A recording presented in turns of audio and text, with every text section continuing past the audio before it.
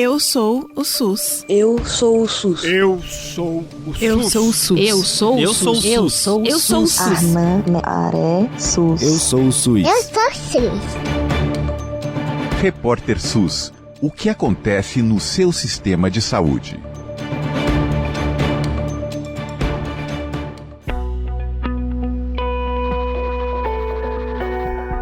Olá, estamos começando a partir de agora mais um episódio do podcast Repórter SUS, o podcast de saúde do Brasil de Fato e da Fundação Oswaldo Cruz. Hoje a gente vai conversar sobre um tema que está na boca do povo, que está em todas as manchetes e que todo mundo já deve ter ouvido falar.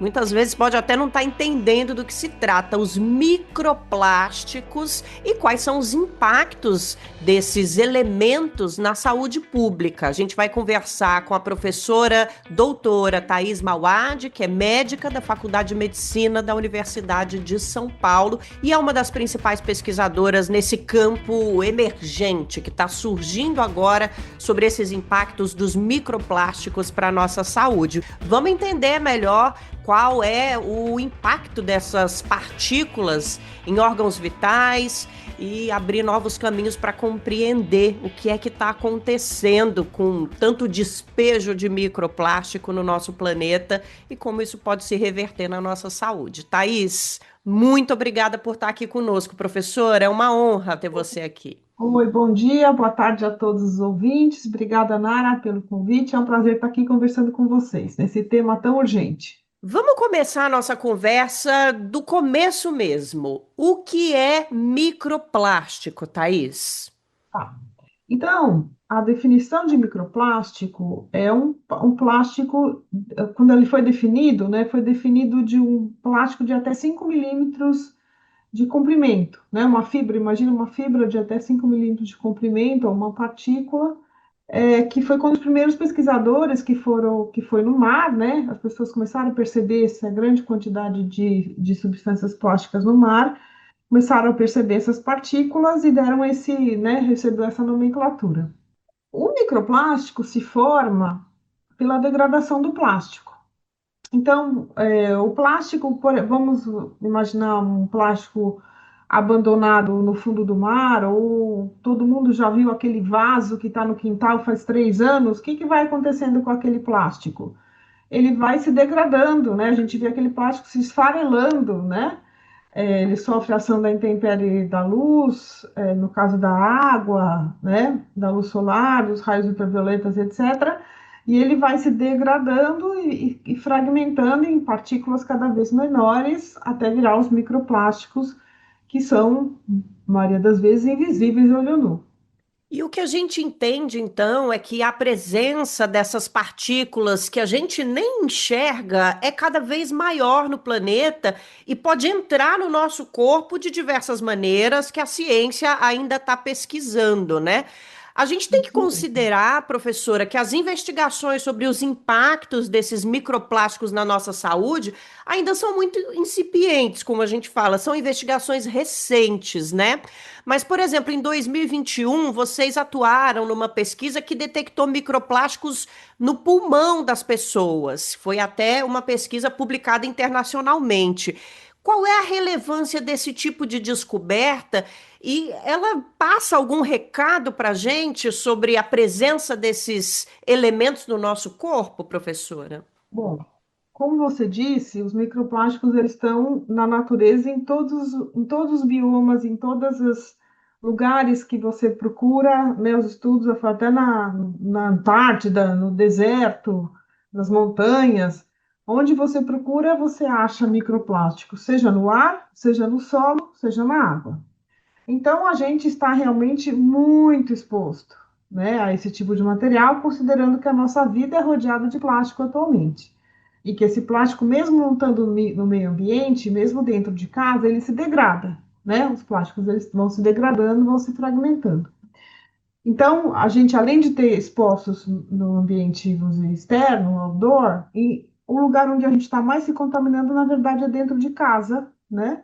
Porque a gente está com a nossa roupa, os utensílios da comida, etc, etc. Então, é meio intuitivo de imaginar que a gente está comendo microplástico, que a gente está inalando microplástico, e tem até uma terceira via de exposição, que é via dérmica, quando as pessoas usam cosméticos que têm polímeros plásticos, né? Muitos cosméticos têm plástico na sua concepção, e se você tiver isso em contato com a sua pele, possivelmente você pode estar absorvendo, né? Uma rota ainda pouco estudada, mas teoricamente isso pode acontecer. Quando se começou a pensar nisso, a gente não sabia, né? Então, que órgão será? Será que a gente está inalando microplástico? Será que a gente está comendo? Será que isso passa? Será que esse plástico no intestino ele é absorvido ou ele é totalmente eliminado nas fezes? Né? As coisas que as pessoas não sabiam. Os cientistas foram se perguntar com essas perguntas mais básicas, né? Que são intuitivas até de se achar que está acontecendo isso, mas alguém tinha que provar, obviamente. Então, a gente começou a estudar essa questão do plástico no ar, né? A gente mostrou que existe um microplástico no ar de São Paulo, né? Isso é possível com concentrações maiores dentro de ambientes fechados do que ambientes abertos, né? Como eu já falei. E o trabalho do Dr. Luiz Amato, né? Que é o primeiro autor de todos esses trabalhos que a gente tem feito, um pesquisador um excelente pesquisador.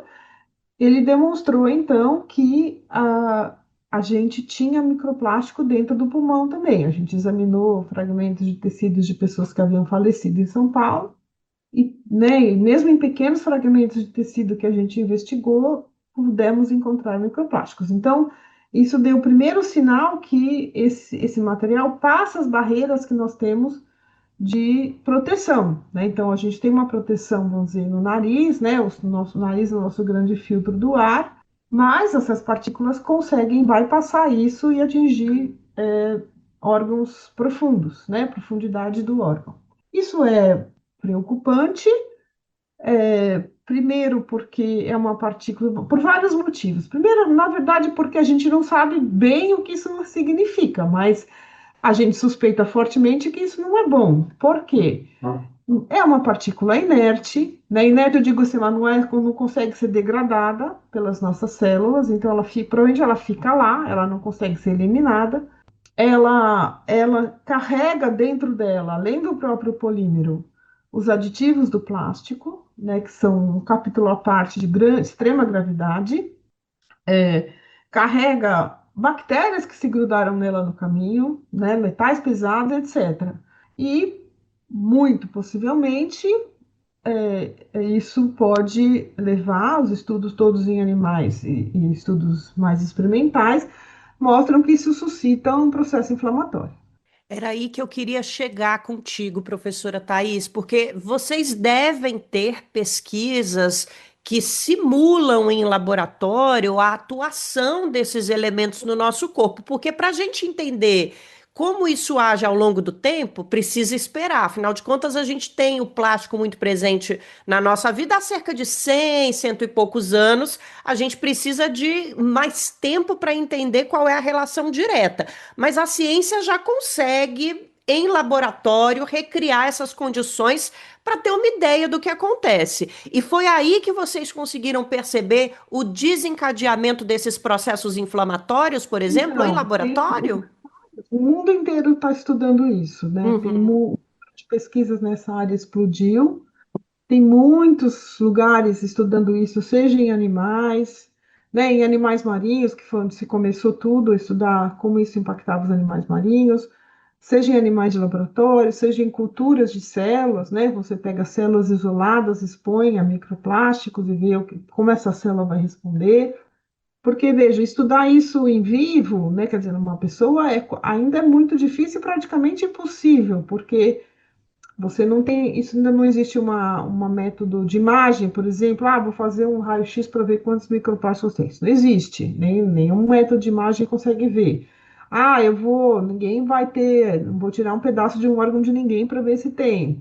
Aí a gente não sabe ainda quanto que tem no sangue, não existe, eu tenho mais, eu tenho menos, o que isso significa? Então, estudar em vivo e também você não vai fazer nenhum estudo de exposição, né? Que também não pode. Então, a gente se vale de estudos experimentais que são controlados. Então, eu posso calcular doses, eu posso calcular tipos de microplástico, eu posso calcular plásticos que foram ambientais ou não, então você pode um pouco controlado. E esses estudos já tem muitos em todos os órgãos, com vários animais, e a maioria deles demonstra isso que eu te falei, demonstra a capacidade que, primeiro, de você, por exemplo, dar para um animal por via oral e isso chegar no fígado, ou isso chegar no rim, né? Então, isso também já foi demonstrado, essa capacidade dele ser absorvido, que era uma coisa que a gente também não sabia no começo, né? Quando se começaram esses estudos. Ou seja, está claro já, isso já não é mais novidade, nessa capacidade de nosso organismo absorver, o plástico quebra barreiras, né? Inclusive do cérebro, né? E se aloja em determinados órgãos. E nesses órgãos, a maioria dos estudos mostram desencadeamento de processos inflamatórios, alterações, quando se é estudado, por exemplo, o desenvolvimento de órgãos, alterações no desenvolvimento de órgãos, que eu considero seríssimo isso, e principalmente isso, né? Principalmente isso. Existem evidências também que os aditivos do plástico, né? Que os aditivos, que são essas substâncias que estão dentro do plástico, junto com o polímero, que conferem as características, né? Que é um problema gigante, porque são muitos químicos, são mais de 14 mil químicos usados e que a indústria não nos conta qual ela põe.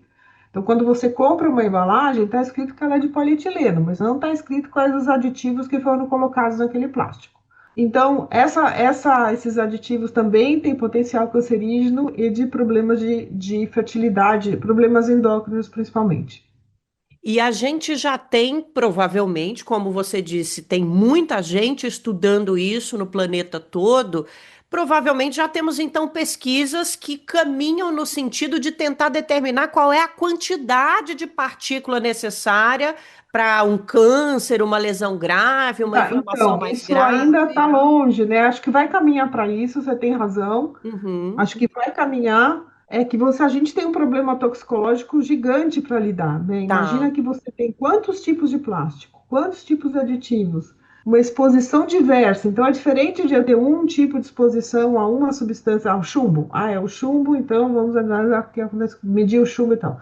Aqui você tem muitos plásticos, muitos tipos de exposição, diferentes aditivos, diferentes condições que eu imagino que ao longo dos próximos anos vamos chegar nisso que você quer. Vamos fazer um exame de sangue e falar, pronto, ela tem 30 partículas, isso já não está num limite excessivo, né? Qualquer coisa assim que eu fico imaginando. Mas ainda não temos isso. Entendi. Infelizmente, os biomarcadores, né, que seriam aquelas coisas que te dizem, nossa, se ela tem tal coisa elevada no sangue é porque ela está com muito plástico no corpo. Isso ainda, infelizmente, não tem. Imagino que vão surgir daqui nos próximos anos, porque é um problema de saúde pública gigante que a gente vai enfrentar, está enfrentando, na verdade, né? Né? Junto com as mudanças climáticas, eu considero o plástico uma das maiores ameaças mesmo que a gente está tendo para a humanidade como um todo, não só a humanidade, para o planeta mesmo, né? E estão ali de E, mão dadas, né? Essa questão dos exatamente. microplásticos. Lembrar, todo mundo se lembra que plástico é petróleo, É. né? Então, além de tudo, o plástico contribui para a formação de gás de efeito estufa em toda a sua cadeia. Eu fiquei muito interessada, Thaís, em falar um pouquinho mais sobre um detalhe que você já trouxe aqui na nossa conversa, que diz respeito à formação dos órgãos, o impacto na formação dos órgãos. Só de você me falar isso, eu já me leva a entender, e acho que a todo mundo que está nos ouvindo, a gente pensa nas crianças, na formação dos bebês e das crianças. É um grupo de risco, é um problema grave que a gente precisa estudar na nossa ciência. Como é que funciona essa relação com as pessoas que ainda estão em desenvolvimento, inclusive do cérebro, né? Nossas crianças e adolescentes. Absolutamente. É um problema grave, muita gente preocupada com isso, com essa exposição precoce, desde intraútero até nos primeiros anos de desenvolvimento, né? Por que essa preocupação especial com esse grupo de risco? Porque os órgãos em desenvolvimento, eles são mais suscetíveis a impactos externos, estímulos externos. Então, um órgão que está em desenvolvimento, um estímulo pode ter um impacto futuro na vida adulta que a gente desconhece, né? Enquanto que numa pessoa adulta, que já tem o seu órgão formado, esse impacto pode ser menor. Então, a gente tanto a exposição aos químicos dos aditivos quanto ao microplástico é de extrema preocupação, né? Tanto é que já tem até ONGs ou grupos sugerindo uma dieta do plástico, né? Como você faz uma dieta do plástico é para crianças, né? Então, por exemplo, criança põe brinquedo na boca, né? Quantas crianças põem brinquedo de plástico na boca e a gente sabe que elas estão absorvendo não só os químicos, mas não só os microplásticos, mas os químicos todos que eles lixiviam, né? Para soluções aquosas. A comida, a mamadeira de plástico, né? Como é que você esquenta não esquentar uma comida no micro-ondas? Como é que você limita o acesso da gestante da criança pequena a todo esse universo? Muito difícil, né? Muito difícil, mas é uma coisa que a gente tem que começar a pensar. Tudo que você está falando para a gente, Thaís, dá uma dimensão gigantesca desse problema. É um problema tão grande a partir das informações que você traz que parece não ter solução. No mundo ideal, no mundo utópico, a solução era a gente parar agora de utilizar plástico, parar com a fabricação de embalagens e outros objetos e produtos que usam plástico na sua composição e retomar uma percepção mais holística, digamos assim, da relação da nossa saúde com o meio ambiente, com a saúde da natureza, dos animais, dos oceanos, das plantas, que inclusive é o que a gente prega para uma solução adequada para a questão da crise climática. Diante desse tamanho gigantesco desse problema, tem plástico no mundo todo, tem plástico nos oceanos, tem plástico na terra, no nosso corpo, nos corpos dos animais. Tem como solucionar esse problema, Thaís? A partir das pesquisas que vocês estão fazendo, vocês enxergam um caminho de solução? Ainda não, né? Ainda não tem nenhum estudo que fale vamos tirar plástico, vamos. Não existe, né? E eu acredito que a gente nunca vai conseguir acabar com o plástico, mas a gente tem que acabar com o plástico não essencial, né? Entendi. Então, esse plástico não essencial, lembrar que o que está no oceano, 40% do que está no oceano é descartável, são plásticos descartáveis, que tem uma vida útil, né? Se você for pensar, né? Quando você para pensar que um copinho de água ou um copinho de café quente, que é pior ainda, que está tomando uma coisa quente e liberando um monte de coisas para o seu café. Aquela malfadada pazinha de plástico, que a hora onde você vai em qualquer lugar tomar café não tem mais colherinha de metal. Aquilo você põe quente dentro do seu plástico, você está liberando um monte de coisas. E aquilo não é reciclável, né? Bom, depois a gente fala da reciclabilidade. E isso tem que acabar, né? Pensar que para você tomar aquele plástico, alguém teve que ir lá no meio do oceano tirar petróleo, extrair petróleo, refinar petróleo, moldar aquilo, né? Fazer um copo, quanto transporte envolvido em tudo aquilo, para você tomar uma água em 30 segundos e jogar fora. Isso não tem a menor lógica. Isso é uma irracionalidade absurda que foi nos imposta pela indústria. Realmente. Né? A indústria do plástico criou o descartável para poder continuar vendendo. Isso daí existem dados mostrando que quando eles criaram os utensílios plásticos, eles perceberam que você compra um Tupperware, né? Se você fosse começar a falar, vamos guardar nos seus alimentos, você comprava isso uma vez por, sei lá, ano. Como é que você roda isso, né? Como é que essa indústria faz isso? Rodar, vamos fazer tudo descartável, né? E aí tem aquelas figuras que vocês já devem ter visto das mulheres nos Estados Unidos na década de 50, que a mesa delas é inteirinha de descartável, Sim. Joga tudo no lixo e ela muito feliz que ela não precisa lavar louça, né? Enfim, e aí foi foi nos incutido essa ideia da praticidade e tal, dos descartáveis, que na verdade é uma falsa ideia, que eles queriam mesmo era vender, né? Sim. Como sempre. Então, a gente tem que acabar com isso. Aqui no Brasil, infelizmente, não vejo nenhum movimento mais forte em relação a isso. Em outros lugares do mundo já tem os descartáveis já foram banidos, da alimentação pelo menos, né? Você vê já que tem menos. Mas aqui ainda, por exemplo, se serve comida em isopor, que eu considero uma coisa assim, por vários motivos, eu considero um verdadeiro horror e que devia ser banido rapidamente. As pessoas não deviam aceitar comer comida em isopor, soltando comida quente, né? Sim. põe as comidas quentes, enfim. E a pandemia ajudou, piorou muito a nossa situação em relação a isso, porque todos os cuidados, né? Você começou a falar, não, tem que ter cuidado de higiene, então tem que ser descartável, tem que ser descartável. E aí também né, é uma coisa que um pouco irracional, porque acho que ninguém pega Covid de lavar um talher, né? Não. Pegaria Covid, então é uma No coisa mais legal. começo a gente tinha essa percepção, mas logo a gente notou que as superfícies tinham um impacto mínimo, né?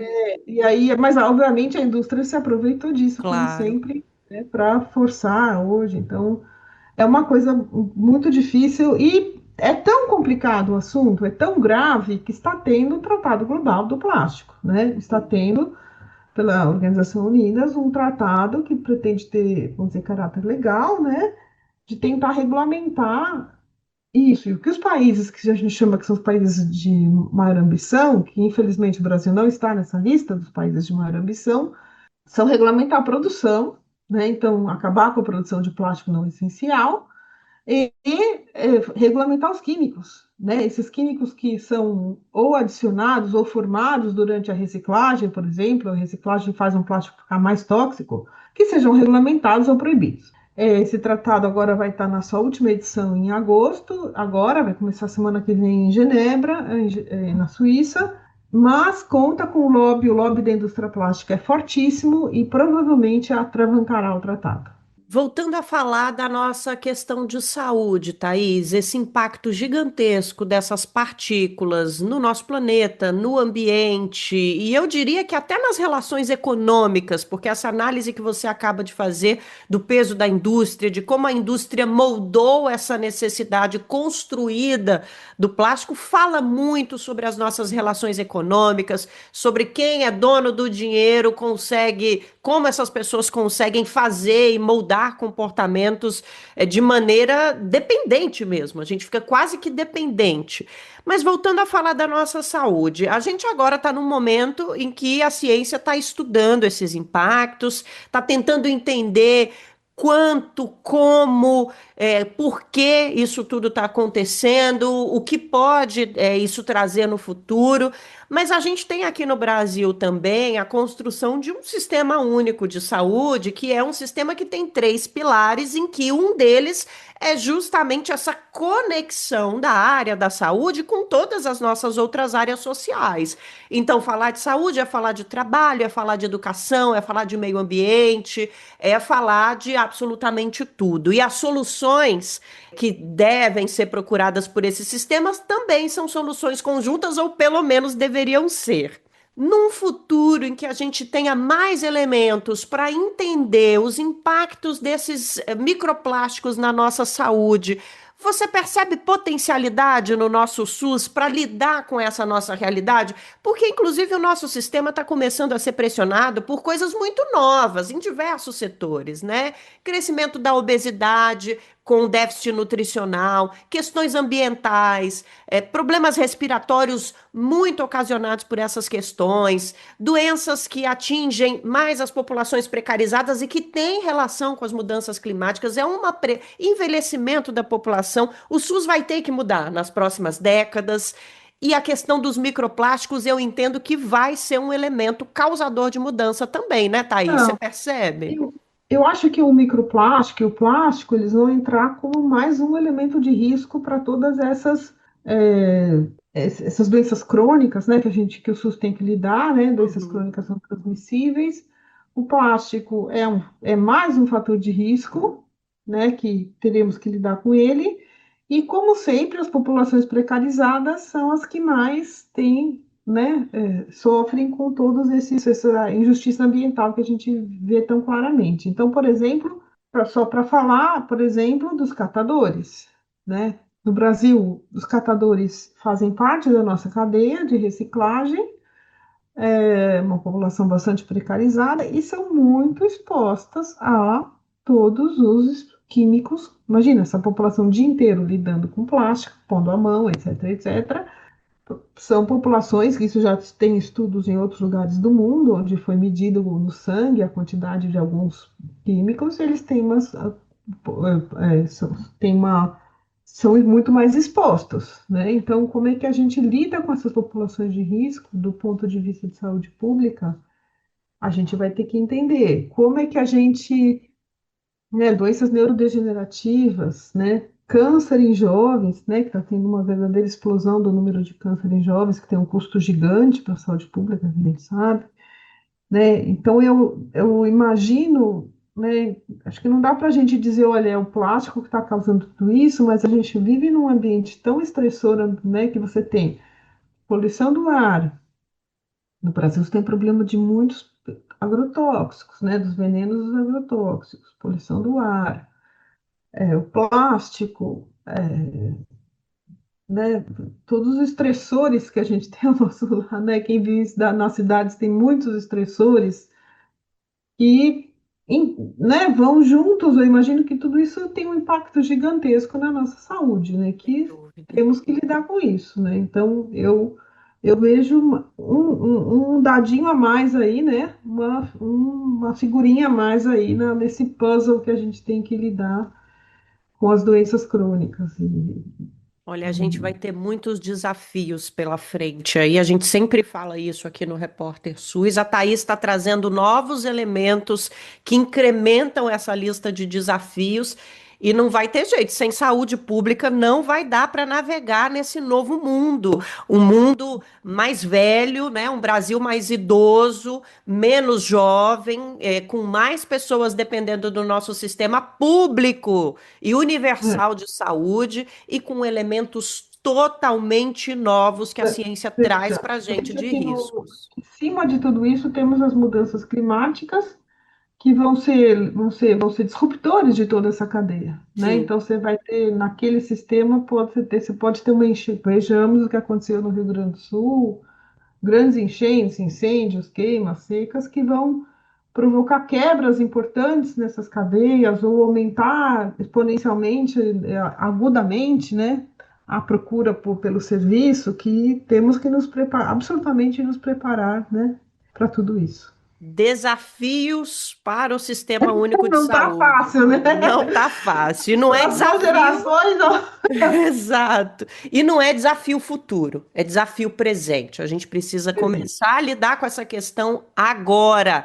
Thaís falou muito bem quando trouxe para a gente aqui a percepção de que não há muito sendo feito no Brasil em relação a esse assunto. Isso precisa mudar. Thaís, queria muito agradecer. A gente ouviu a Thaís Mauad, que é médica da Faculdade de Medicina da Universidade de São Paulo, uma das principais pesquisadoras nesse campo dos impactos dos microplásticos à nossa saúde. Aliás, parabéns pelo trabalho, obrigada pelo trabalho, porque para nós é essencial que vocês, cientistas, estejam com essa curiosidade, porque nós precisamos de informação. Obrigada pela participação, Thaís. Imagina, muito obrigada eu pela oportunidade de falar desse assunto aqui para vocês.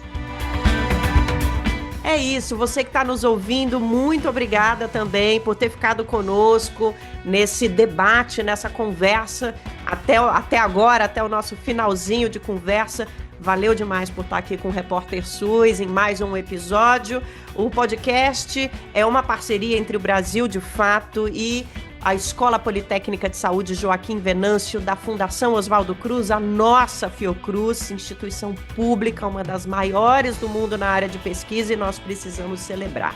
Locução e apresentação, Nara Lacerda. Os trabalhos técnicos são de Adilson Oliveira e a produção é de Letícia Holanda. Semana que vem tem mais saúde pública aqui no Repórter SUS. Até lá!